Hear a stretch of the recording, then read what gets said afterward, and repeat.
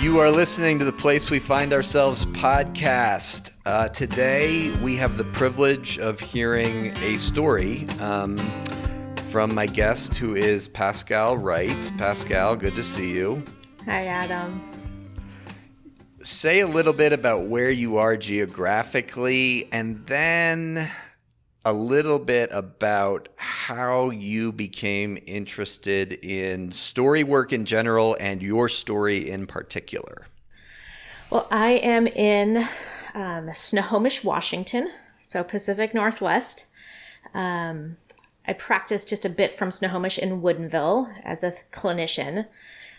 About my early 30s, my mom passed away very quickly and unexpectedly. And I jumped into grad school kind of at the same time.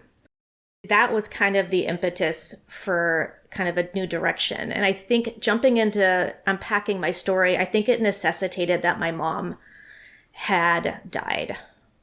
I think there was something about honor, something about my family of origin that I wasn't able to really tell and discover my truth of what life was like for me growing up.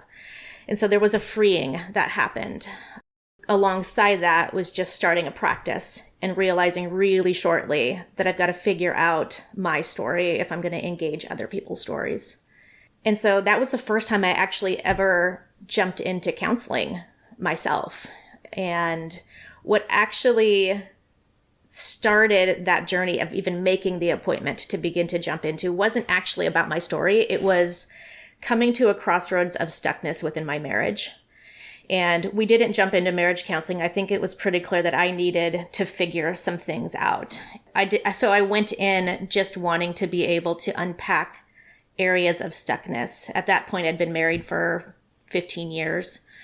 And it really quickly kind of left the arena of marriage and turned into story work.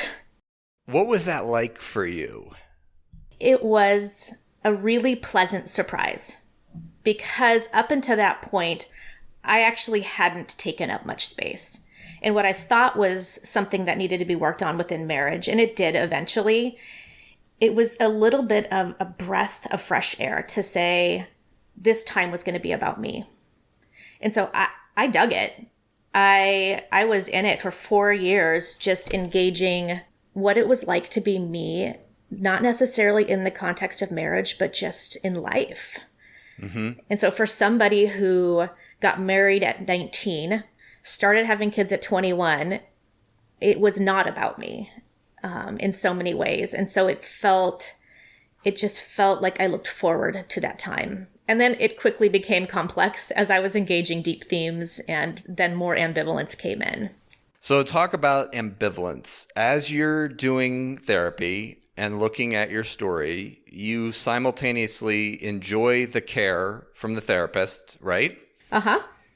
And you're saying ambivalence. So there was something yucky about it. Yeah, there's this idea that also stems from my story, but is not uncommon to many people I sit with, which is I so long to be known, and it's terrifying.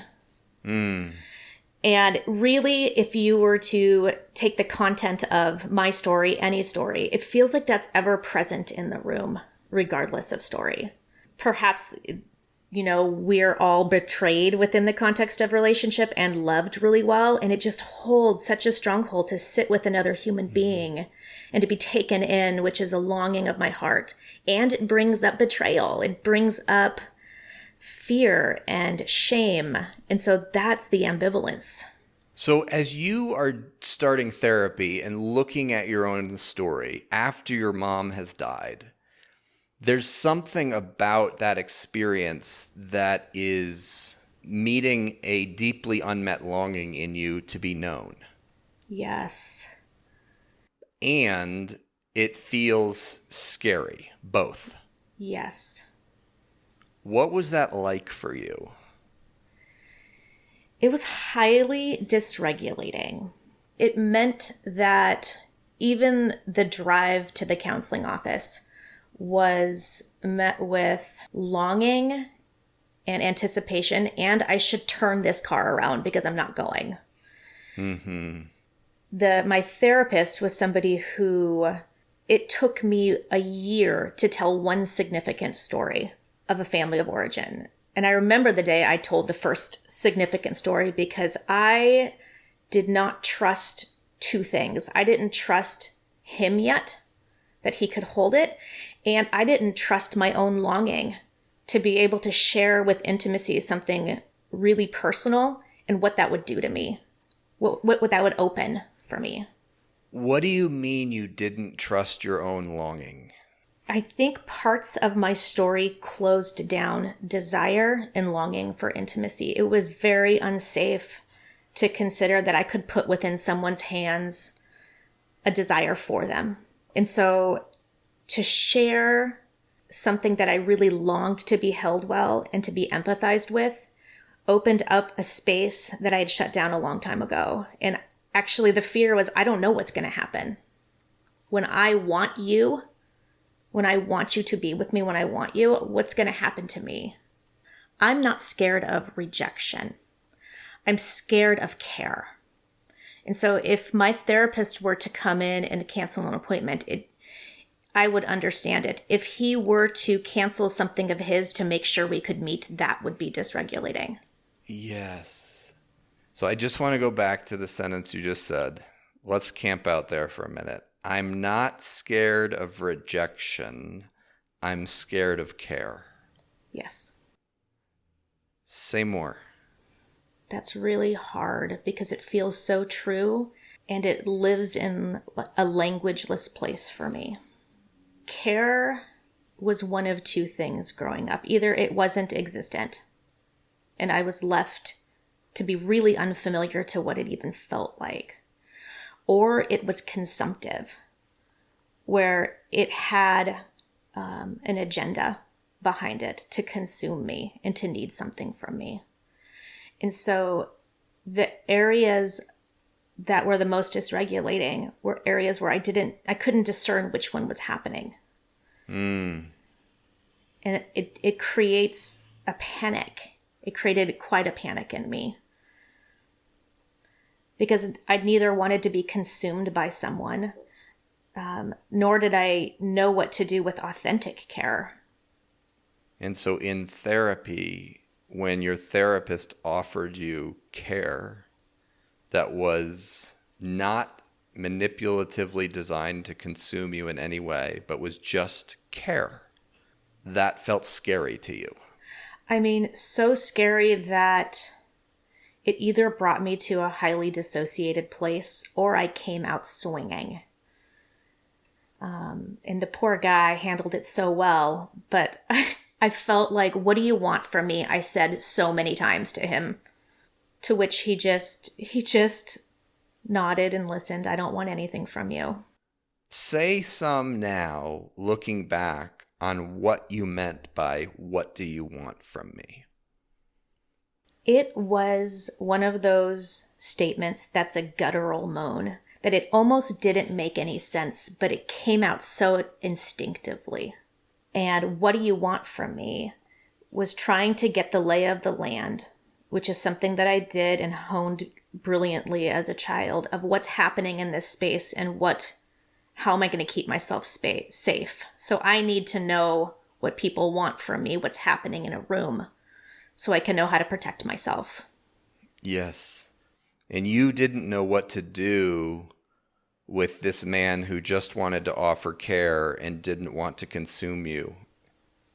I had no idea. And so you would find yourself saying, even though the words didn't necessarily make like left brain sense, you found yourself frequently saying, what do you want from me? Yeah. To the most generous, curious questions he would ask me that touched on the place of care or intimacy. What was so powerful was he didn't power up with me. He didn't become defensive. He didn't even clarify.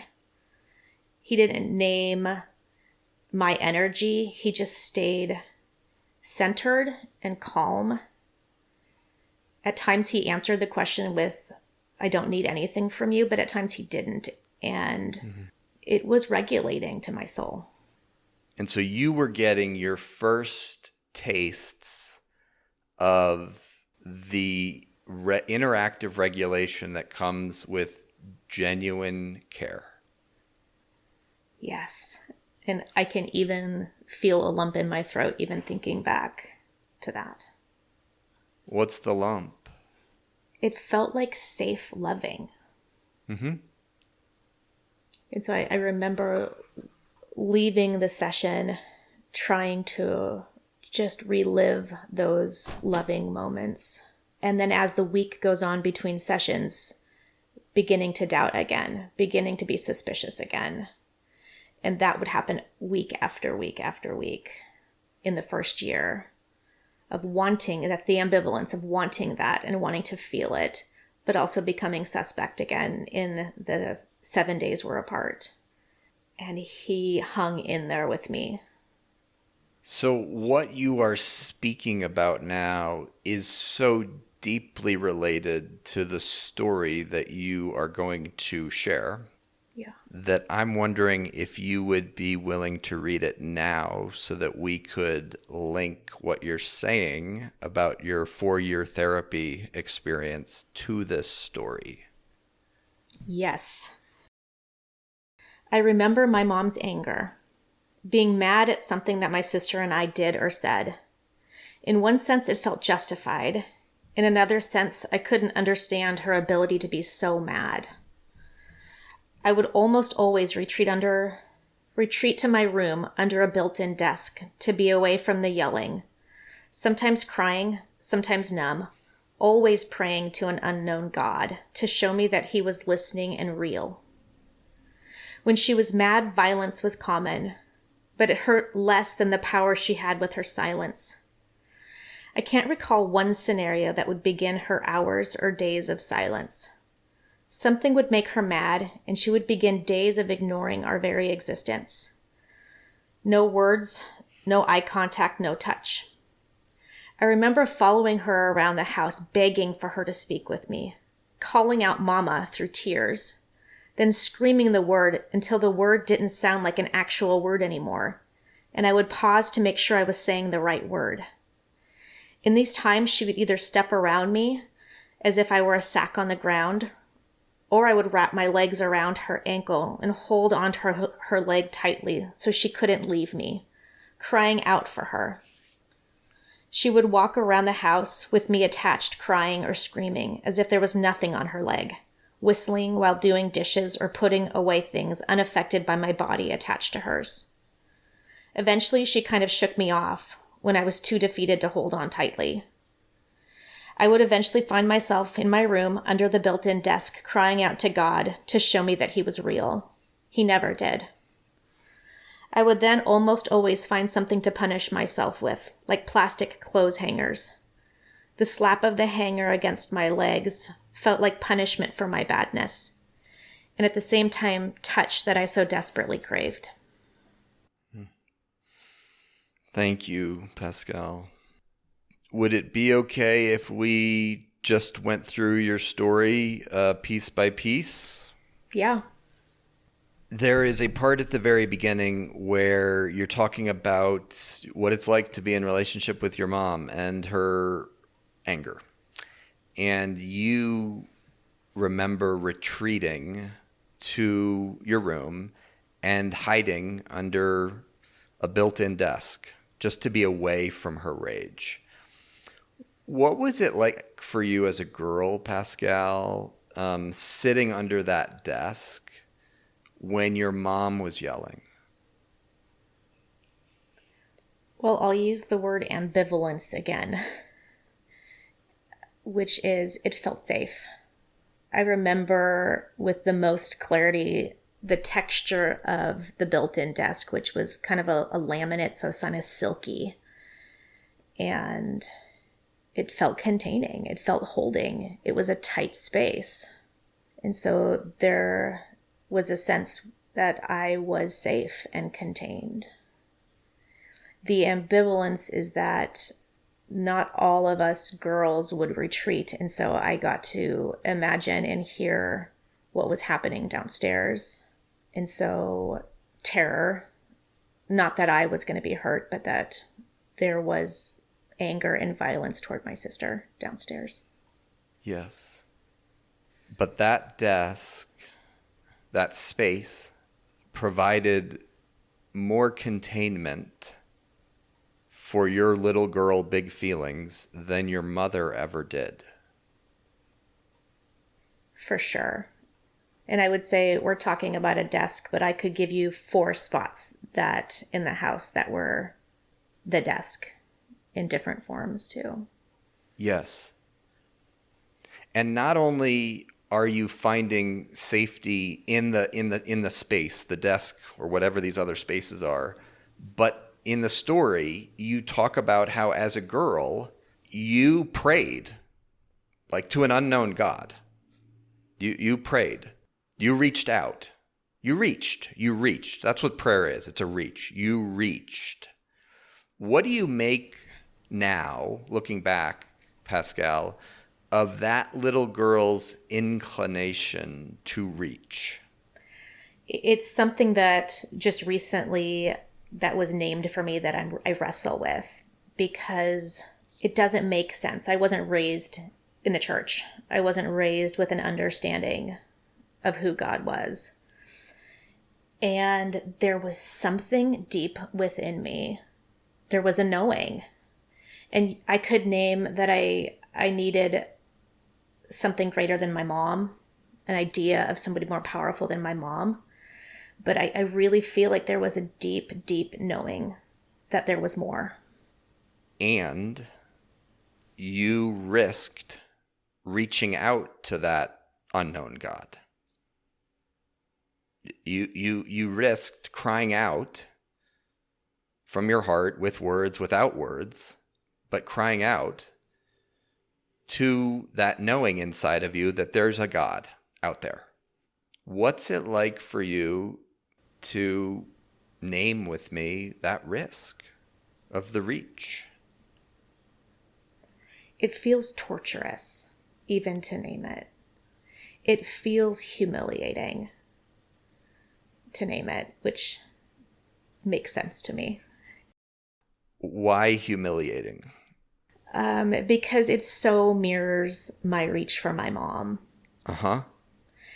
And because, like my mom, I did not feel the voice back. Mm-hmm. And so there's a humiliation of, I am not worthy of care. I've wrestled with that my whole life in times where I hear from God and in times where he's silent.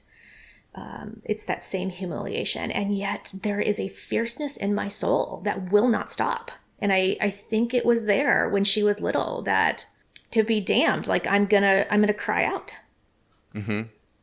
What feels really true is that silence and suffering was normative.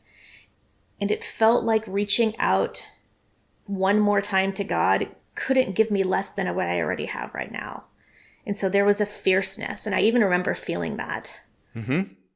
But also a humiliation of why won't you? And I remember really purposefully not asking God to make things better. Never once did I remember. I remember feeling like that's too much to ask from a God. But if he could just show me he's real and give me a sign, kind of a magical sign, then that would be enough for me. Yes. It's very Job-like. You're not asking for God to change your circumstances. You're just asking for a response. Yeah. Which deepens the humiliation. The humiliation seems deeply tied to powerlessness. Tell me more what you mean when you say that. Well, when you would reach and cry out to God, it wasn't in a vacuum. It was in the immediate wake of all that you were feeling about your mother's rage. What I'm contending with on my mom's leg and what I'm contending with in my cry to God is, am I good enough? There's something really tied to feeling bad or feeling evil or feeling not good enough. And I'm saying, God, am I good? And like, Mom, do you love me? Am I good? And I can think of few more powerless feelings than that question being asked from a little girl. You're right, because it is wholly dependent on the receiver of that question. There's nothing I can do to determine my goodness or my worthiness. You're right. It's putting that into the hands of either a good God or a good mother and awaiting what their response is. So this little girl knows powerlessness like in her veins and arteries. Yes. In the story, you write a brilliant sentence that I just want to unpack with you for a minute. You say that when mom was mad, violence was common, but it hurt less than the power she had with her silence. What do you mean that your mom's violence was less painful than her silence? Her violence, whether it was verbal, which by the way was worse than physical, or physical violence, meant that I existed. It meant that I was someone to contend with. Silence is annihilating. There's a torturous component to pretending like someone doesn't exist, because it's, especially for a child, it's nihilistic. Yes. And I would have welcomed the pushing up against me, even though torturous, because it says something about I exist. Yes.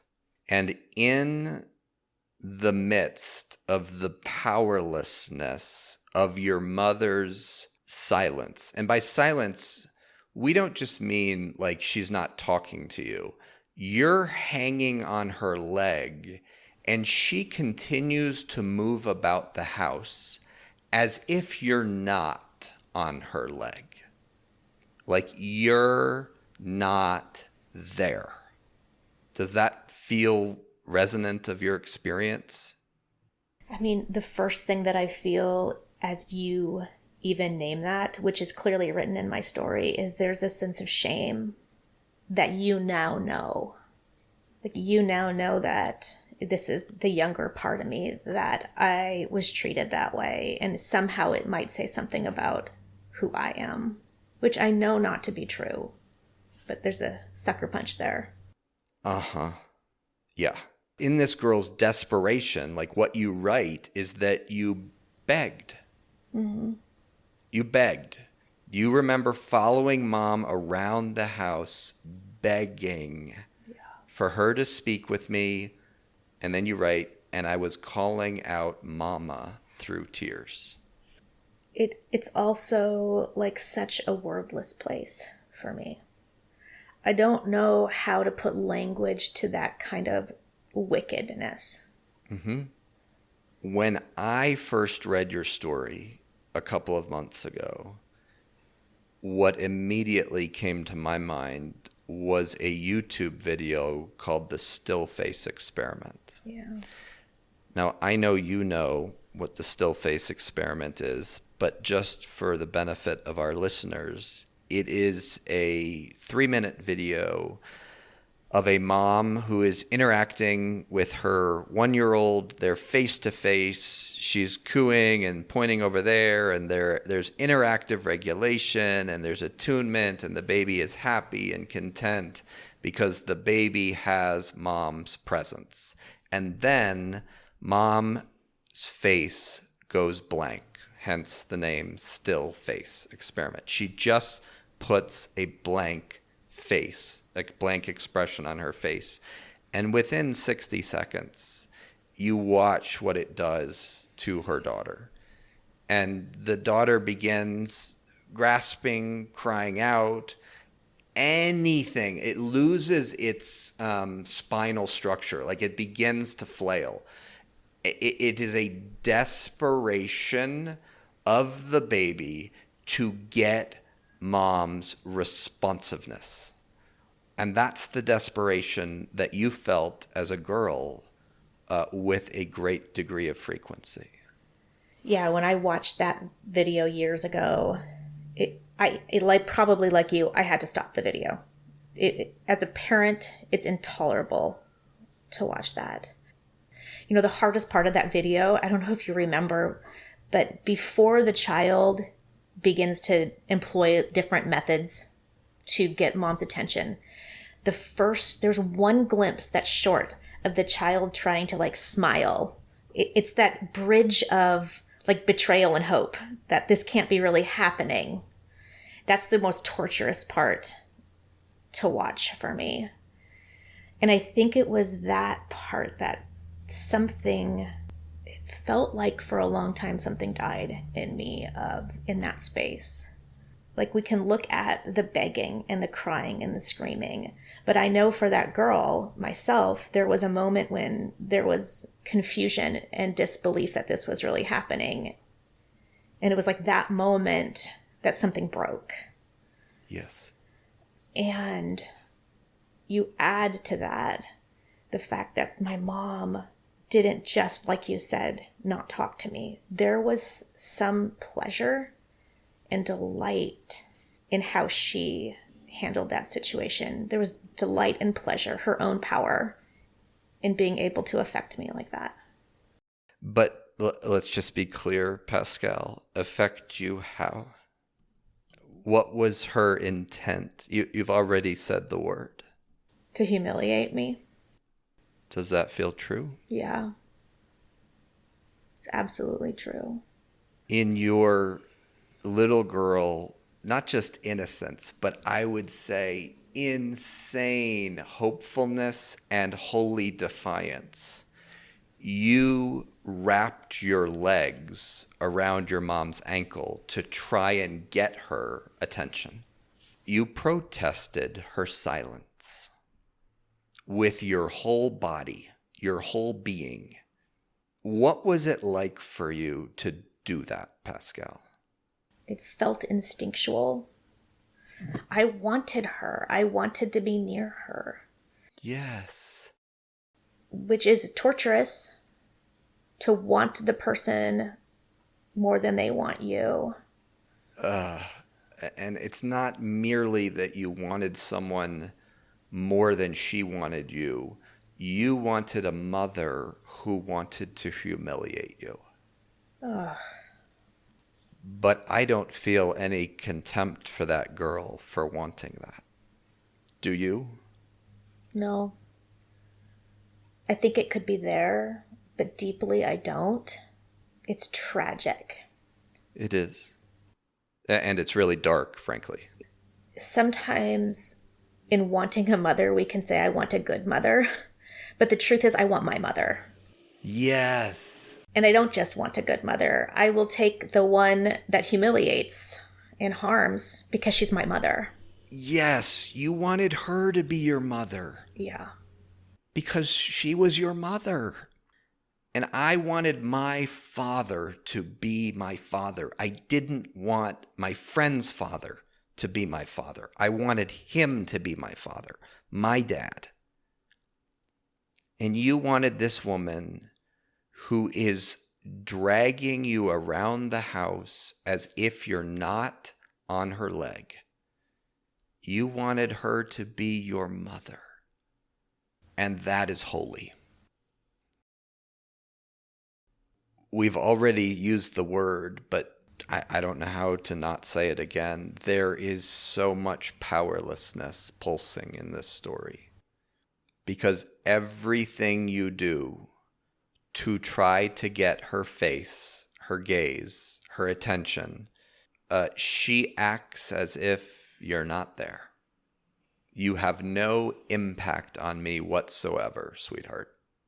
So I don't know how else to say it, but do you have any sense of why your mother hated you so much? Yes. I think it was twofold. Primarily, she hated herself. It's just, there's no way around it. My mom was a single mom. She made known that was trapped by us. Her life and her vision for her life was cut short. And she hated that. That's one thing that has become really clear. And that hate actually turned more than hate, it turned to darkness for her. It was a very dark, dark place for her.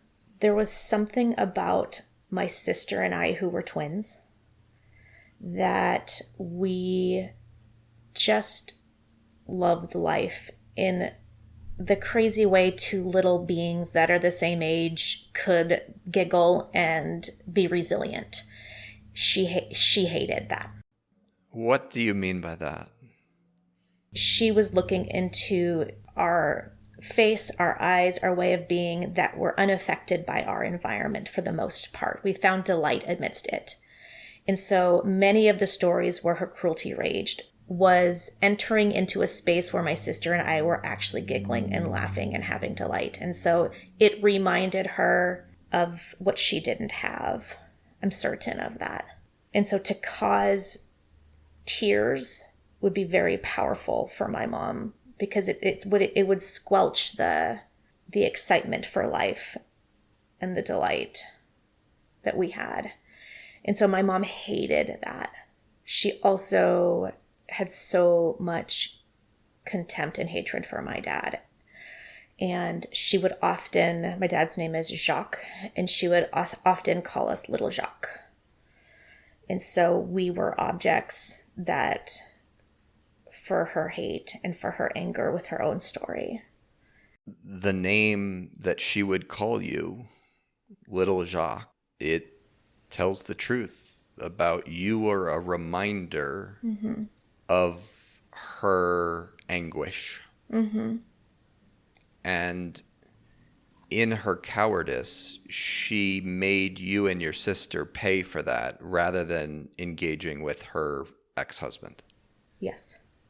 And part of what you're bearing witness to in this story, Pascale, is that the apex of making you pay was not her verbal violence. It was not her physical violence. It was dragging you around the house as if you didn't exist, as you're begging her and clinging to her leg.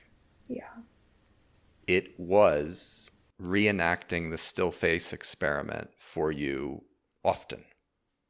As a trauma therapist, I engage stories of harm often, but it's hard for me to look at you and to think of this girl being dragged around, because it is so wicked.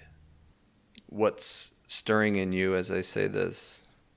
It feels really kind and caring to hear that from you. And I find myself not being able to completely take that care in. And it's kind of the same theme of what we've talked about, which is I want to take it in, and I do to a certain extent. But if I got close enough to that, it would put me, it would be vulnerable. After the exhaustion and the despair of not getting any response from your mom, as a girl, what you do in the story is you go back to that built-in desk and you sit underneath it and you redirect your desperate cry to the unknown God. What do you make of that right now in this moment? What's your posture towards the girl doing that? It feels like there's a defiant hopefulness. Uh-huh. Right? I know I didn't hear anything, but there's just this defiant hopefulness that I won't stop. I have felt like Jacob my whole spiritual life, which is like, oh, really? Bless me. Yes. Great confession, but what do you feel towards the girl doing that? I'm super proud of her, and maybe more in awe of her. Yes. And there is a lingering like, girl, like, what are you doing? Yeah. And that piece right there, Pascale, is what morphed into pulling out the plastic clothes hanger. Mm-hmm. And in the story, what you write is you grabbed it and you began slapping your legs with the clothes hangers. When God did not respond, you grabbed the clothes hanger. It's too unbearable for that girl to sit in the desperation and the powerlessness and the shame, the humiliation of mom ignoring you. And so the self-contempt comes to allow you to escape those unbearable feelings. You grab the clothes hanger. Though I just want to read your last line of the story, and then let's just talk about it. It's brilliant, it's gut-wrenching, and here it is. The slap of the hanger, the clothes hanger, against my legs felt like punishment for my badness, and at the same time, touch that I so desperately craved. Exegete your sentence for us.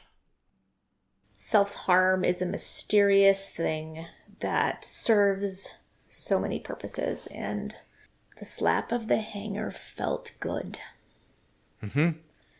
It felt, I'm realizing like it felt like this annihilating silence. It was like proof that I existed, and I could feel it on me.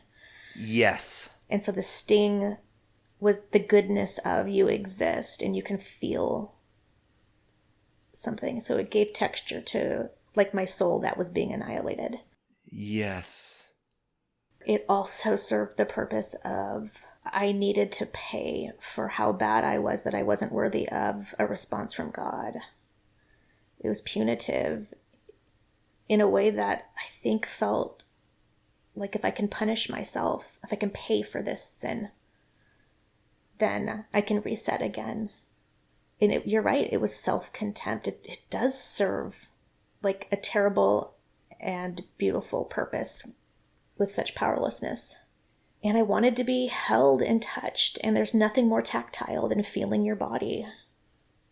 And so we can say a simple sentence: as diabolical as this was, namely your mother bonding her wickedness to you so deeply that you carried on her work of humiliation and harming you. Like in the darkness of that, there was also goodness. You were regulating yourself with that clothes hanger, and you were bringing some soothing to your body. And you said the perfect word: there is a mysteriousness to self-harm. I'm not saying it was good, but there was goodness in it. What stirs in you as I say those words?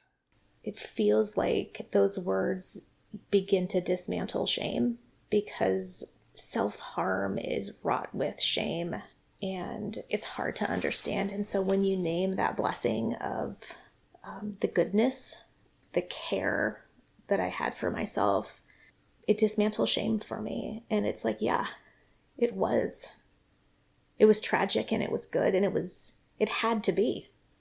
Mm-hmm. And so I feel a dismantling of shame. Let's link this to where we were, which was your therapy, your 4 years of therapy sessions with this male therapist. And you were saying that when he would provide care and offer care for you, your response would often be, "What do you want from me?" What's the link, Pascale, between this story and your experience of this therapist? Underneath all of my mom's wickedness and her silence, I think it can be easily read as like, she didn't see you, right? She ignored you. There was silence. But what you and I both know is that she actually deeply saw me. My mom needed to see the reaction in me. It aroused my mom to be able to see my pain. There was something about that gave her power, you could say. And pleasure. And pleasure. And so the humiliation is that she watched it and enjoyed it. And so on such a meta level with my therapist, what I'm contending with is, yes, her silence. It's yes, her cruelty. But it's, are you going to watch me and exploit me? What are you getting out of this? And that, I think, is probably the deepest betrayal, the deepest wound. Not that she didn't see me, but that she did and she liked it. It is so tempting to view this story that you have read as a story of neglect, and it's not.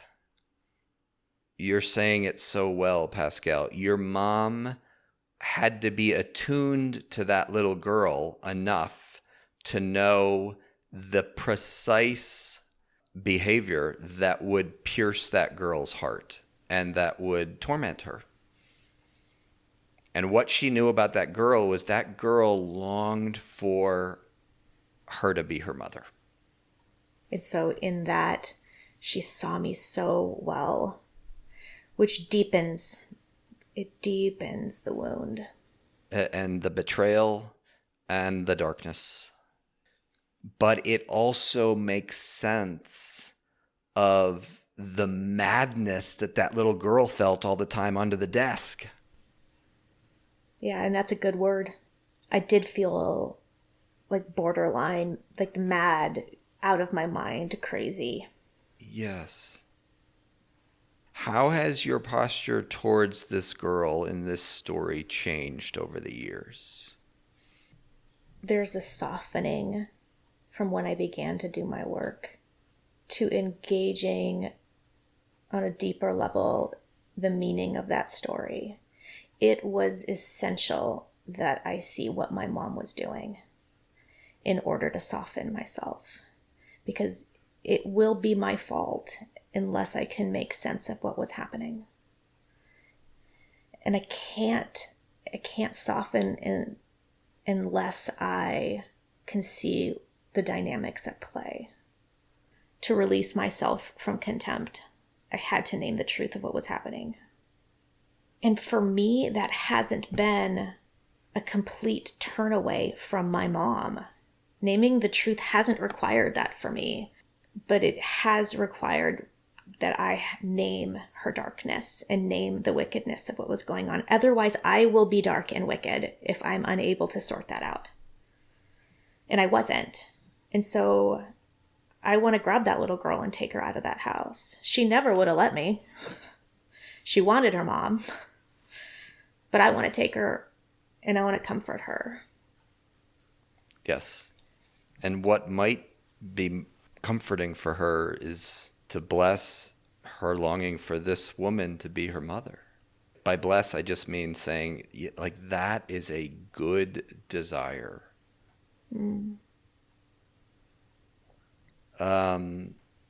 It feels odd to say thank you, but it feels odd to not say thank you. There are some gifts that are offered that just thank you doesn't really work.